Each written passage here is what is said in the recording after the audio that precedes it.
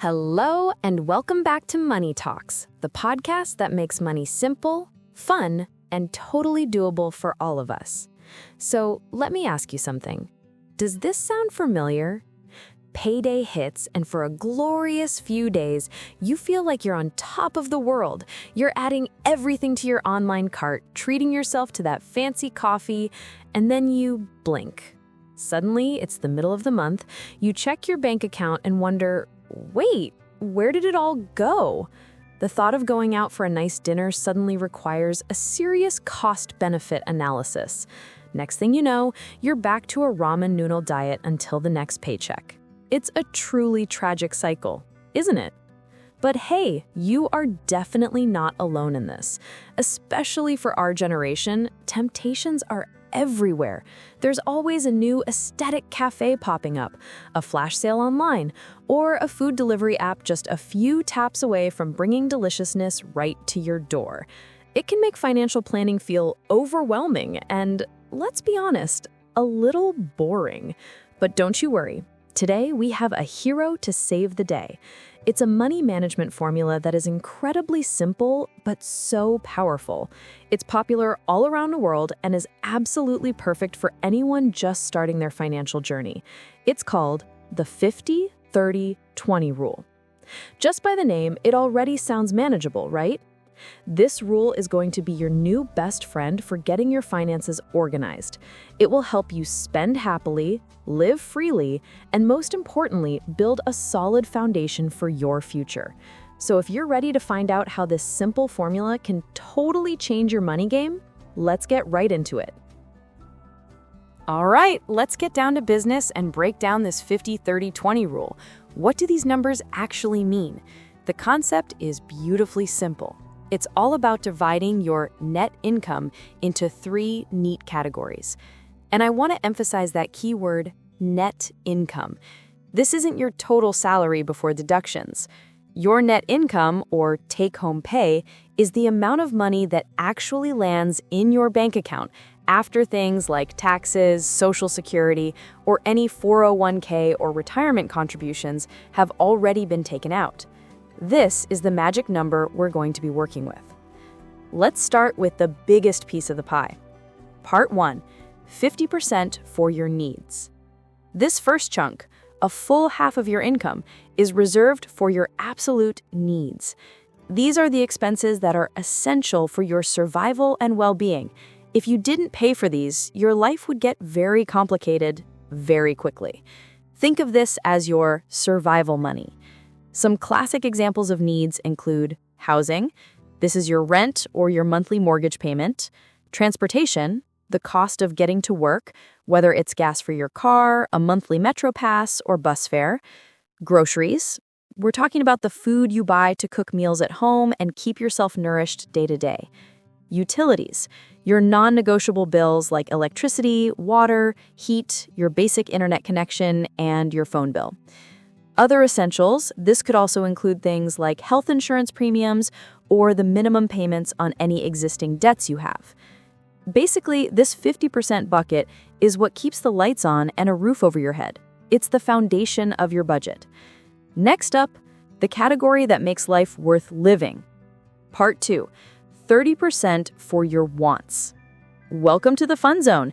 This is your wants category. This slice of your income is dedicated to everything that adds joy, color, and excitement to your life. These are the things you could technically live without, but they make life so much more enjoyable. This is your reward for all your hard work. So what falls into the wants category? Dining and entertainment, that brunch with your friends, your favorite bubble tea, grabbing drinks after work, or that special occasion dinner. Shopping, a new outfit that makes you feel amazing, that new video game, skincare products, or cool sneakers. Hobbies and subscriptions, your Netflix and Spotify subscriptions, your gym membership, movie tickets, or concert tickets to see your favorite artist. Travel, that weekend getaway to the beach or a trip to the mountains to recharge your batteries. This category is so important because it creates balance. It ensures that budgeting doesn't feel like a punishment. It's about creating a plan that lets you enjoy today while you plan for tomorrow. And that brings us to our final future building category. Part 3, 20% for your financial goals, savings and debt repayment. And here we have it, the category that builds your future. This 20% might be the smallest slice of the pie, but it is arguably the most powerful one for changing your long-term financial story. This money is aimed at 2 main goals: savings and debt repayment and investments. You can get even more specific by breaking this 20% down further. For example, emergency fund, putting money aside in an easily accessible account for those unexpected life events, like a medical bill or a car repair. Debt repayment, aggressively paying down high-interest debt, like credit card balances, to free yourself from that burden faster. Short to mid-term savings, saving for a down payment on a car, a future vacation, or further education. Long-term investing, this is for your future self. Think retirement. This is where you put money into investment accounts to let it grow and work for you over the long run. To make it crystal clear, let's look at a quick example. Let's say your monthly take-home pay is $2,500. Using the 50-30-20 rule, you'd split it like this: 50% needs, $1,250 for your rent, utilities, transportation, and groceries. 30% wants, $750 for shopping, dining out, and having fun with friends. 20% goals, $500 to put towards your savings and investments. See? Super simple, right? That's the big picture of the 50-30-20 rule, your new secret weapon for mastering your money. Okay, so now that we've gotten to know the 50-30-20 rule and how it works, I'm sure a lot of you are thinking, hey, this sounds pretty good. It seems really straightforward. But at the same time, there might be a little voice in the back of your head whispering, but will this really work for my lifestyle, for my specific salary? And that is an excellent question, because let's be real, in the world of personal finance, there's no magic formula that is a perfect one-size-fits-all solution for absolutely everyone. So to make sure we can use this rule in the most effective way, we're going to put on our analyst's hats for a moment. We're going to put this rule under the microscope and take a full 360-degree look at it, from its amazing benefits to the potential pitfalls you should know about. This way, we can answer that big question for good.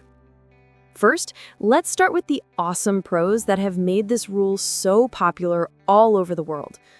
Pro number 1, it's simple, uncomplicated, and super beginner-friendly. This is probably the rule's biggest strength. Just imagine for a second, if you're just starting to get a handle on your money, the last thing you want is some complicated theory with difficult equations or a massive, intimidating spreadsheet. The thought alone is enough to make you want to give up, right? But the 50-30-20 rule is literally just about splitting your money into 3 simple buckets. There's no headache involved. As long as you know your take-home pay, you can start today. It's the perfect entry point that welcomes people who've never really thought about budgeting before to take that first brave step towards planning for their future. Pro number 2, it creates balance and avoids burnout. You've heard of work-life balance, right? Well, the same thing applies to our money. We all need a healthy save-spend balance. This rule is so brilliant because it doesn't force you into a super strict, miserable lifestyle where you can't have any fun. It intentionally carves out that 30% for your wants, for your happiness. This gives you the freedom to reward yourself, to eat delicious food, to go on vacation, or to buy that thing you've been eyeing. Having that built-in fun budget is what makes saving money sustainable in the long run. You won't feel so restricted that you give up, and it keeps you motivated to stick with the plan. Pro number 3, it naturally builds financial discipline. Think of this rule as a workout for your financial brain. It automatically forces you to pause before you spend and ask that crucial question: is this a need or a want?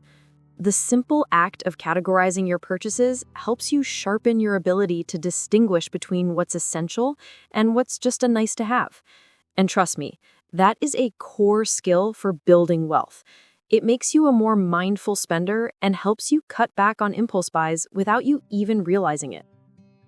Now, let's flip the coin and look at the other side. Of course, everything has two sides, and this rule is no exception. There are a few limitations or heads-ups that you really need to be aware of. Heads up number 1, it might not work for everyone's situation.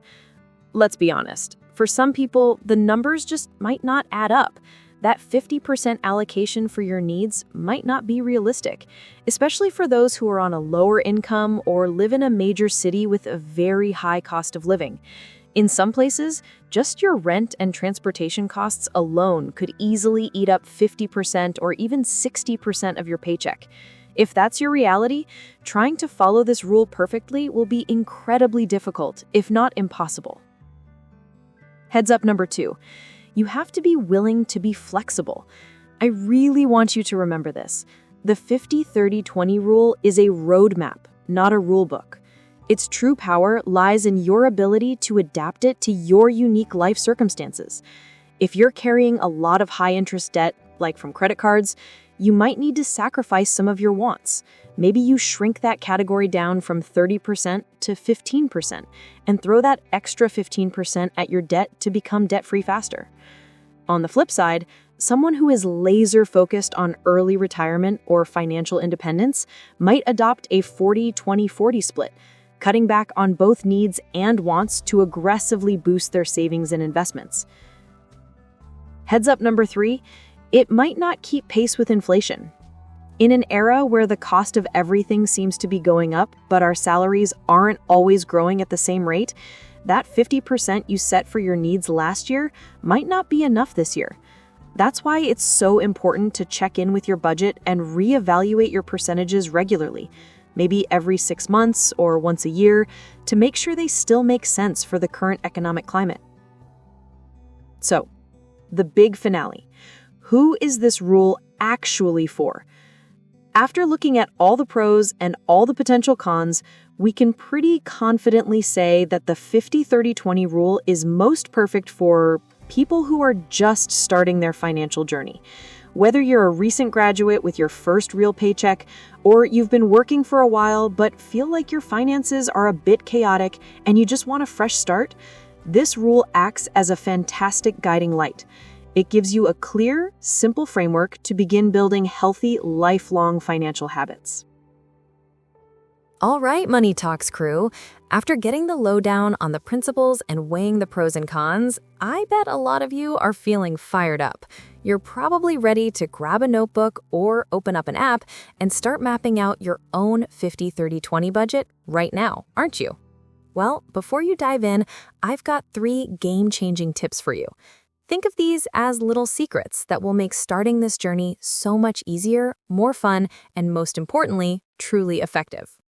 Tip number 1, put on your detective hat. Track your spending first. Before we can tell our money where to go in the future, we have to figure out where it's been going in the present. So I want to invite you to become your own personal finance detective for a month or 2. Your mission, track every single dollar you earn and spend. Don't let anything slip by. And don't worry, this isn't as tedious as it sounds. We live in an amazing age of technology. There are so many great, user-friendly budgeting apps out there that make this super simple. Every time you buy a coffee, you just pull out your phone and log it in. 2 seconds. Doing this is incredibly powerful because it's like giving yourself a financial health checkup. At the end of the month, you'll see the whole picture laid out. You'll have those aha moments, like, oh, so that's where all my money's going, or wow, I didn't realize how much my online shopping was adding up. This data is your compass. It will show you exactly what your needs and wants look like in real life, and it will expose any little money leaks you can patch up. This makes setting your 50-30-20 percentages so much more realistic and achievable. Tip number 2, let technology do the hard work. Automate your savings. This might be the single most powerful financial hack there is. It's a concept called pay yourself first. And here's how easy it is to do. The moment you know your paycheck is about to hit your account, say on the 30th of every month, Go into your banking app and set up an automatic transfer. Have it move that 20% for your goals directly into a separate savings account that you've opened specifically for this purpose. Why does this work so well? Because it takes your own willpower and discipline out of the equation. You no longer have to cross your fingers and hope there's money left over to save at the end of the month. You've already secured your savings by moving that money out of sight and out of mind, right from the very start. It guarantees that you hit your savings goal every single month. It's the gentlest, most effective way to trick yourself into being a great saver. Tip number 3, don't let your savings sleep. Make your 20% grow. Okay, so you've successfully set aside your 20%. Your mission isn't over just yet. Letting all that hard-earned money just sit in a standard savings account with a tiny interest rate is like letting the villain of our story, inflation, quietly steal its value day by day. So you need to become the manager of your own money and put that 20% to work so it can grow. A great strategy is to split this 20% into 2 smaller buckets. Bucket 1, your safety net, the emergency fund. Put a portion of this money in a place that's very low risk but still easy to access when you need it, like a high-yield savings account. This is your financial safety net for true unexpected emergencies, like a medical bill or a job loss. Aim to build this up until you have at least 3 to 6 months worth of your essential living expenses saved. Bucket 2, your growth engine, the investment fund. With the rest of the money, you're going to send it out into the world to grow. This is for your big, long-term goals, like retiring comfortably, saving for a down payment on a house, or achieving financial freedom. If you're a beginner, a great place to start is with low-cost index funds, which are diversified and relatively simple. You could also look into retirement accounts that offer tax advantages, like a Roth IRA or a 401k. Just remember, the simple act of starting is already half the victory. And that brings us to the end of our deep dive into the 50-30-20 rule, a beautifully simple method that can create truly massive, positive change in our financial lives. If there's one thing I really want you to take away from our talk today, it's this. The true magic of this rule isn't in the exact numbers, the 50, the 30, or the 20. The real magic is in the mindset it helps you build. It's about training ourselves to think about our money systematically. It's about learning to create a beautiful balance between enjoying our life to the fullest today, while also building a secure and wonderful future for the person we will become tomorrow. Think of this rule as your starting point. It's the friendly roadmap that keeps you from getting lost when you're just beginning. But as you grow more confident and your financial knowledge expands, you can and you should adjust these percentages. Tweak them until you've created your own personalized formula that perfectly matches your unique goals and your unique lifestyle. I truly hope this episode has sparked some inspiration and given you the encouragement you need to take that first step towards a better financial future. If you have any of your own amazing savings tips or success stories, please share them in the comments below. I would love to hear from you, and we can all learn and grow as a community. That's all the time we have for today on Money Talks. Always remember, managing your money doesn't have to be complicated. You just have to give it a little care and a good plan. I'll talk to you in the next episode. Bye for now.